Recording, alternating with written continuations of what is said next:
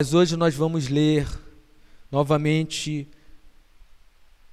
o Evangelho de Lucas, capítulo 15, para a gente conversar um pouquinho sobre um tema que eu quero trazer para a nossa reflexão à luz dessa parábola. Todo mundo achou? Lucas 15. Nós vamos ler a partir do 11. Certo homem tinha 2 filhos. O mais moço disse ao pai: dá-me a parte dos bens que me cabe por herança. Então o pai repartiu seus bens entre eles. Poucos dias depois, o filho mais moço, juntando todas as suas coisas, partiu para um país distante e lá desperdiçou seus bens, vivendo de modo irresponsável. E depois de gastar tudo, houve naquele país uma grande fome e ele começou a passar necessidade. Então se colocou a serviço de um dos cidadãos do país e este o mandou para os seus campos para cuidar de porcos. Ele desejava encher o estômago com as alfarrobas que os porcos comiam, mas que ninguém lhe dava nada. Ele, porém, caindo em si, disse: quantos empregados de meu pai têm fartura de comida e eu estou aqui passando fome? Vou me levantar, irei até meu pai e direi: pai, pequei contra o céu e contra ti. Não sou mais digno de ser chamado teu filho. Trata-me como um dos teus empregados. E levantando-se, foi para o seu pai. Estando ele ainda longe, o seu pai o viu, encheu-se de compaixão e, correndo, lançou-se ao seu pescoço e o beijou. E o filho disse: pai, pequei contra o céu e contra ti, não sou mais digno de ser chamado teu filho. Mas o pai disse aos servos: trazei depressa a melhor roupa, vestiu, pondo-lhe um anel no dedo e sandálias nos pés. Trazei também o melhor bezerro e matai-o, e comamos e alegremo-nos, porque este meu filho estava morto e reviveu, havia se perdido e foi achado, e começaram a se alegrar. O filho mais velho estava no campo e quando voltava, ao aproximar-se da casa, ouviu a música e as danças, e chamando um dos servos, perguntou-lhe que era aquilo. E ele respondeu: teu irmão voltou, e teu pai matou um bezerro, pois o recebeu são e salvo. Mas ele se indignou e não quis entrar. Então o pai saiu e insistiu com ele. Ele, porém, respondeu ao pai: há tantos anos te sirvo e nunca desobedeci a uma ordem tua, mesmo assim nunca me deste um cabrito para eu me alegrar com os meus amigos. Chegando, porém, este teu filho, que desperdiçou os teus bens com prostitutas, mataste para ele o melhor bezerro. Mas o pai disse: filho, tu sempre estás comigo, e tudo que é meu é teu. Mas era justo festejarmos e nos alegrarmos, pois este teu irmão estava morto e reviveu, havia se perdido e foi achado. Esse é um dos textos mais conhecidos das parábolas, com certeza é talvez a mais conhecida. E esse texto, com ele a gente pode aprender muitas coisas. Vocês aprenderam já algumas coisas com as mensagens que foram compartilhadas anteriormente a esta. E hoje eu queria usar esse texto para falar a respeito de recomeços. Em algum momento da sua vida, você já precisou recomeçar alguma coisa? Em algum momento da sua vida, se fez necessário que você recomeçasse algo? Talvez você tenha tido que recomeçar a vida. Talvez um relacionamento que vinha bem e alguma coisa no meio do caminho pode ter ocorrido e isso ter sofrido uma interrupção. E aí talvez, pela graça do Senhor, você tenha que ter recomeçado. Talvez você tenha tido que recomeçar um negócio, vinha muito bem, e de repente, por alguma razão, por alguma circunstância, foi necessário dar passos para trás para recomeçar. Às vezes a gente precisa recomeçar por questões emocionais, por questões de saúde. Alguma coisa nos impacta, nos abala, nos entristece, nos faz cair. E você precisa de recomeço. Eu, por exemplo, precisei recomeçar quando tive que vir para cá, 8 anos atrás. Eu tive que reaprender coisas. Eu estava no início de uma jornada com esse grupo, com essa igreja, com essa congregação. Foi um recomeço, é uma espécie de recomeço. Você tem que aprender a lidar com pessoas. Eu me lembro que, ao chegar aqui, mesmo estando acostumado a fazer isso domingo após domingo, pregar, eu tive que aprender a olhar para cá e identificar, porque mudar o viés do meu olhar, porque eu estava acostumado a olhar para um outro auditório. Eu tive que reaprender, eu tive que recomeçar. Então, por alguma razão, a gente, em algum momento, pode ser que tenha que experimentar recomeços. E esse texto fala disso. Ele apresenta a ideia, a possibilidade, tanto para um filho mais novo, como para o filho mais velho, tanto para um quanto para outro, existe ali a oportunidade de recomeçar. E aí eu queria ver com vocês aqui, porque apesar de toda a censura, de toda a má vontade, de todos os obstáculos, de todos os empecilhos que os religiosos muitas vezes tentavam colocar, impor para aqueles que cercavam Jesus, publicanos e pecadores, apesar dessas tentativas, todas elas foram frustradas. Não foram suficientes para Jesus olhar para tudo aquilo e dizer: não darei a estes a oportunidade de recomeço. Jesus não faz isso. A religiosidade daqueles homens nasceu no coração daqueles homens e ali permaneceu, e ali, se fosse o caso, se findaria com eles, mas não com Jesus, porque com Jesus é sempre possível recomeçar. Em Jesus, a possibilidade de recomeço é sempre real. O que aquelas pessoas que estavam ali, ao ouvir essas parábolas, lá no início do capítulo 15, que são mencionadas, publicanos e pecadores, gente de má índole, gente para quem os religiosos olhavam e não enxergavam como gente que teria possibilidade de recomeçar, para estes, Jesus começa a proferir essas parábolas e dizendo para eles: comigo, a oportunidade de recomeçar é real, é concreta. E os religiosos então olham para tudo aquilo e se sentem desconfortáveis.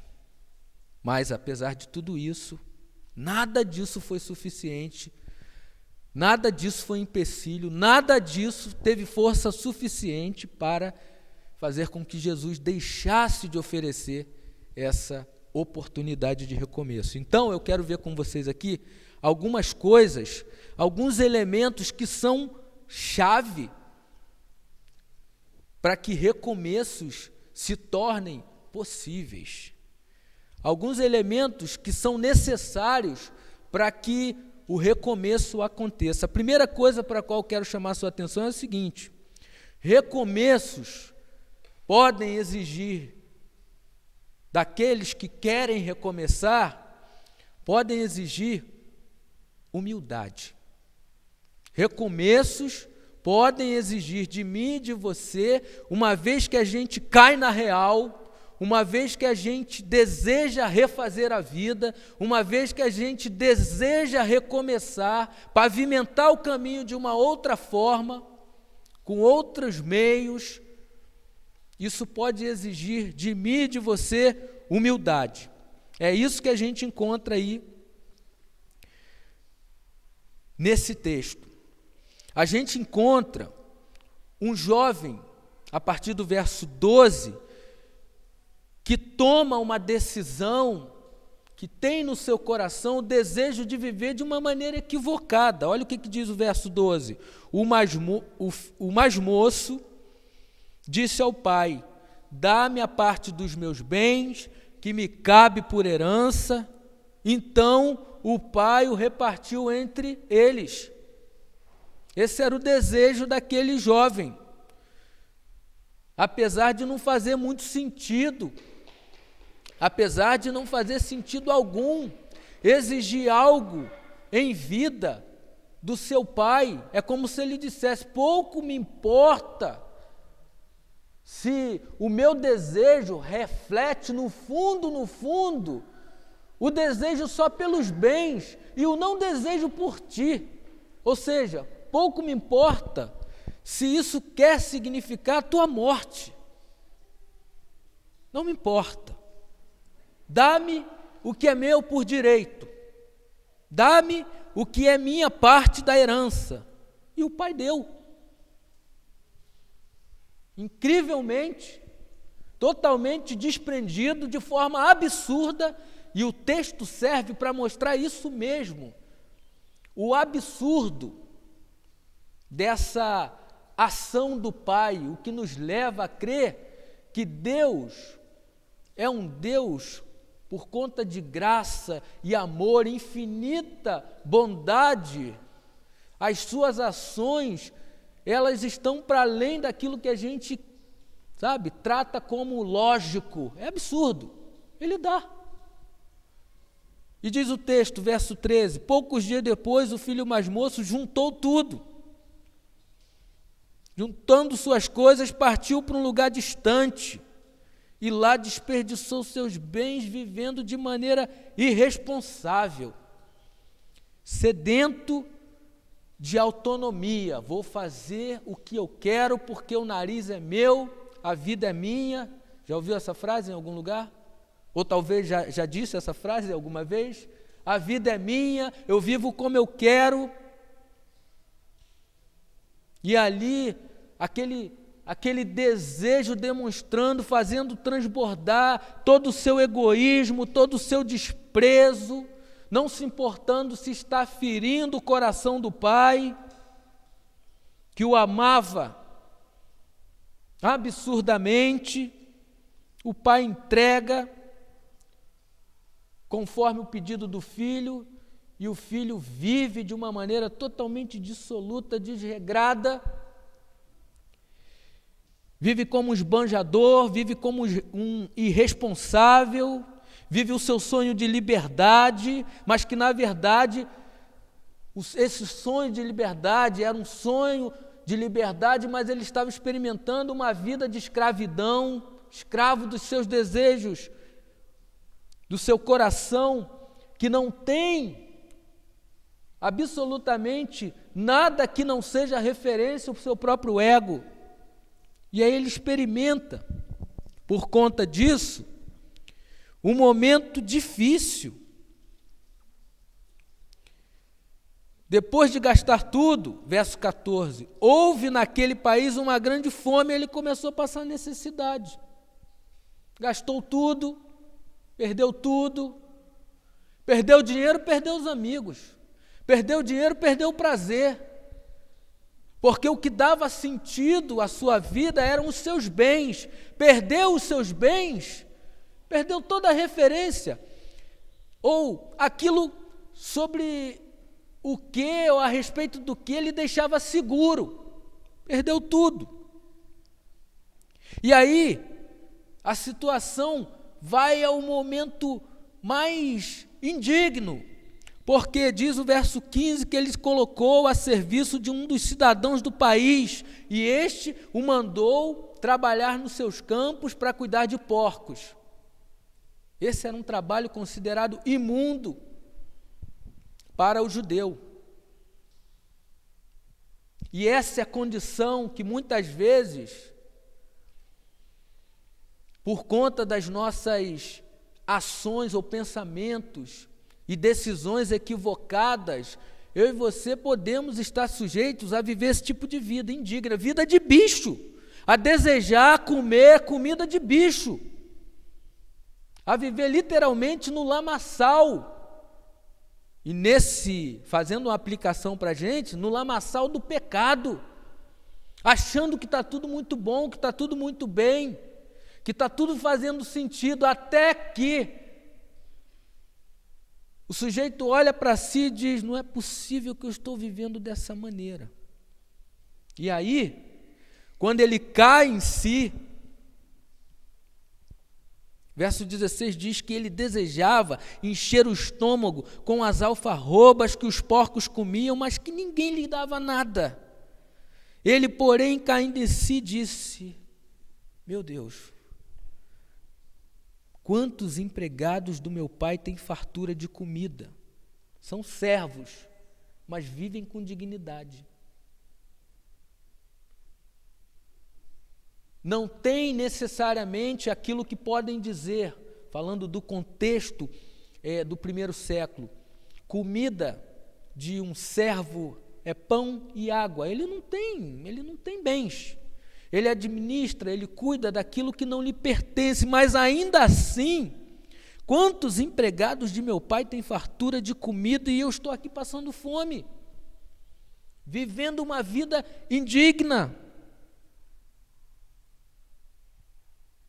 Verso 18: vou me levantar, irei até o meu pai e lhe direi: pai, pequei contra o céu e contra ti.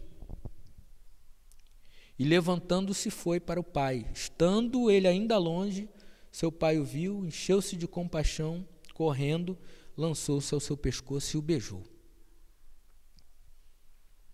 Então, a vida que ele decidiu viver de maneira equivocada, e viveu, e experimentou todo o azedo da vida, todo o amargo do pecado. A gente não precisa experimentar esse tipo de coisa para saber que é ruim.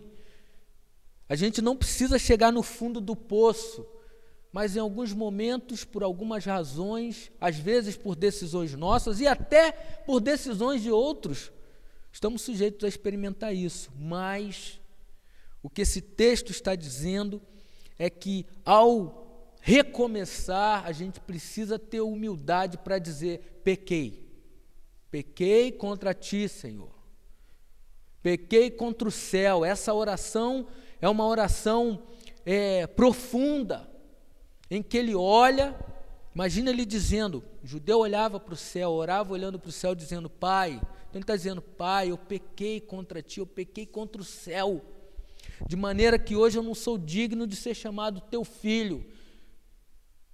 Ou seja, ele vai se apresentar diante do pai dizendo: pai, me permite viver ainda que como um empregado teu.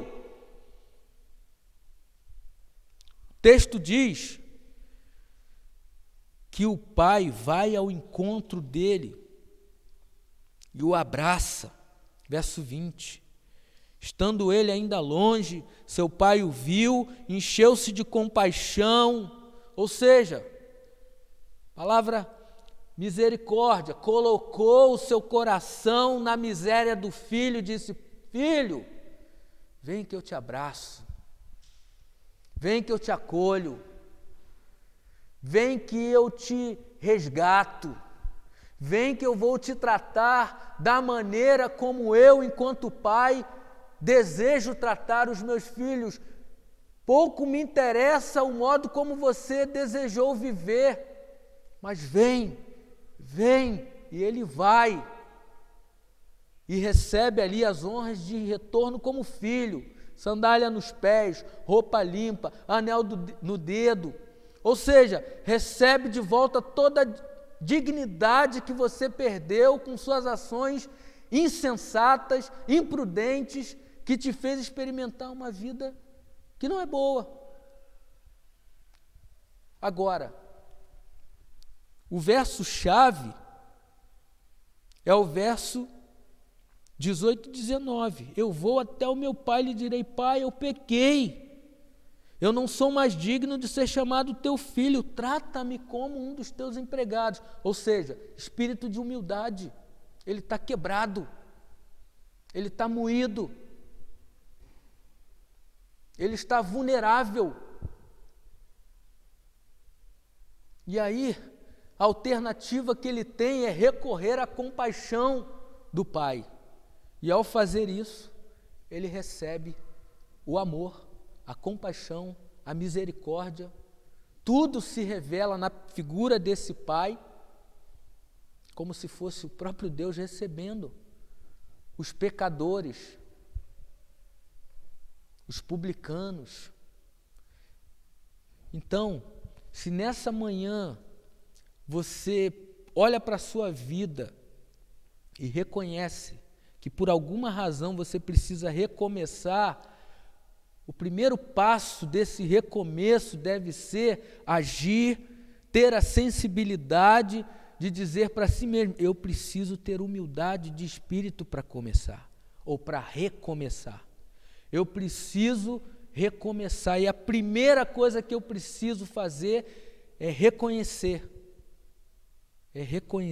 que errei, é reconhecer que não sou digno, é reconhecer que eu me equivoquei, é reconhecer que a minha decisão não foi a melhor.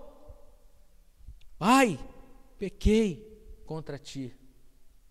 E o pai então diz para ele: recomeça, filho, recomeça e recomeça ao meu lado, recomeça e recomeça comigo.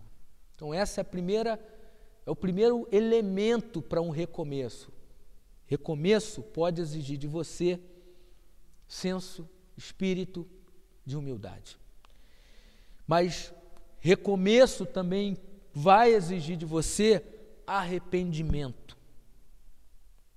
Primeiro, o sujeito está quebrado e humildemente precisa reconhecer esse fato. Não sou digno. Não sou bom como eu achava. Não sou tão inteligente como eu pensava. Não sou tão habilidoso como eu imaginava. Eu achei que com tudo nas mãos, com todos os bens que possuía, com toda aquela fortuna, a vida seria diferente. A vida seria menos chata, a vida seria mais aventura. Eu achei que experimentaria um tipo de vida melhor. Mas eu tenho que reconhecer que nada do que eu pensei realmente aconteceu. Eu fui imprudente porque eu gastei tudo que tinha. Eu fui imprudente porque eu confiei em tudo que eu tinha, mas na verdade tudo aquilo em que eu confiei, eu tinha, mas era temporário, era passageiro. Eu confiei em algo que eu não deveria apostar todas as minhas fichas, mas apostei. E aí ele reconhece: eu errei, pequei. E aí, queridos, ele se arrepende. Isso fica claro quando a mudança de mente ocorre. Arrependimento é mudança de mente, mudança de disposição, é pensar diferente, é metanoia, é mudança de mente, é mudança de direção. Lembra, o texto diz que ele sai para um país distante. Imagina, ele sai, vai para um lado. Ele não quer mais contato com a sua casa, com o seu pai. Ele quer ter contato com outro tipo de gente. Ele quer viver de uma outra forma, ele vai para um outro lado. E de repente, ele reconhece com humildade do espírito o seu equívoco, o seu pecado, o seu erro e se arrepende, e ele volta em que direção? Na direção contrária àquela que ele ia. Para um país distante, desregrado, ele vivendo de maneira desregrada, experimentando a vida que escolheu viver, e de repente ele fala: não, Senhor, tem misericórdia de mim. Está aqui na minha versão ele fazendo essa oração: tem misericórdia de mim, Senhor. E quando ele faz essa oração, ele é movido a outra direção: eu vou voltar para o meu Pai. Isso é arrependimento, é mudança de mente, é mudança de postura.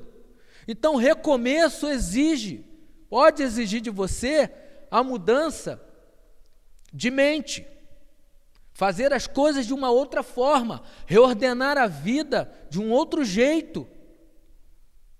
Está claro aqui, ainda que eu tenha que ser visto, percebido e viver como um servo, eu quero essa mudança.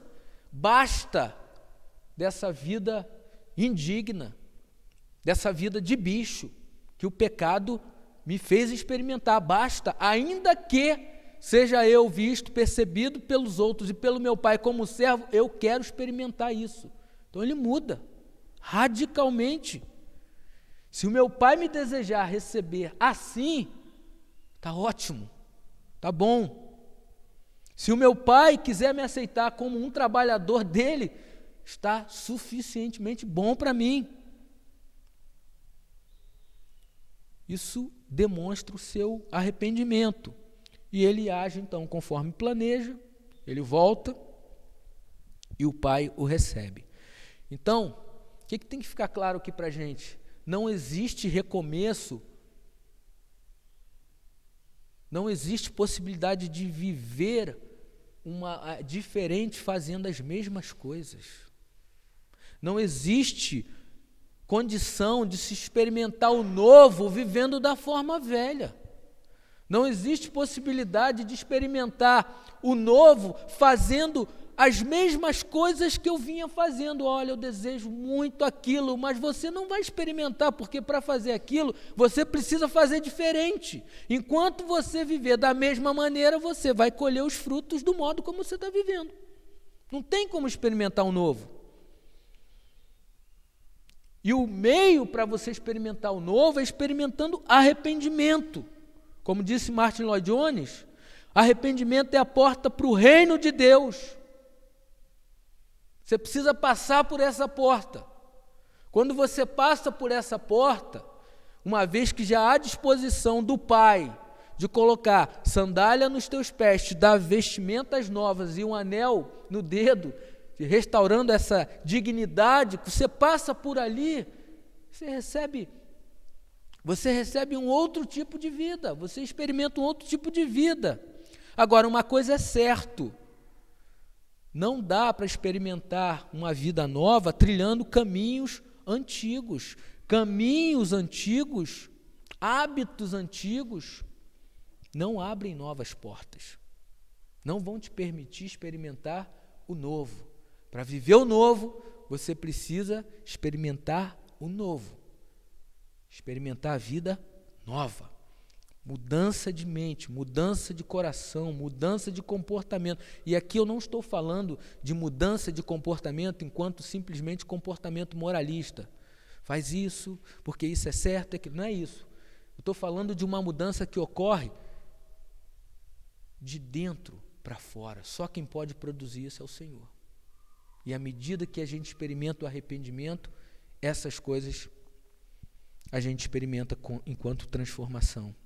Agora, por fim, em último lugar, os recomeços, eles dependem também, além desse senso de humildade e da capacidade de se arrepender, eles dependem de nova oportunidade, ou de novas oportunidades. Até aqui a gente está vendo a consciência do jovem que diz: pisei na bola, fui mal, não agi bem. É ele com o pai. É Ele diante do Pai que é misericordioso. É Ele diante do Pai que é generoso. É Ele diante do Pai que esbanja amor, que é pródigo em amar. É Ele o Pai.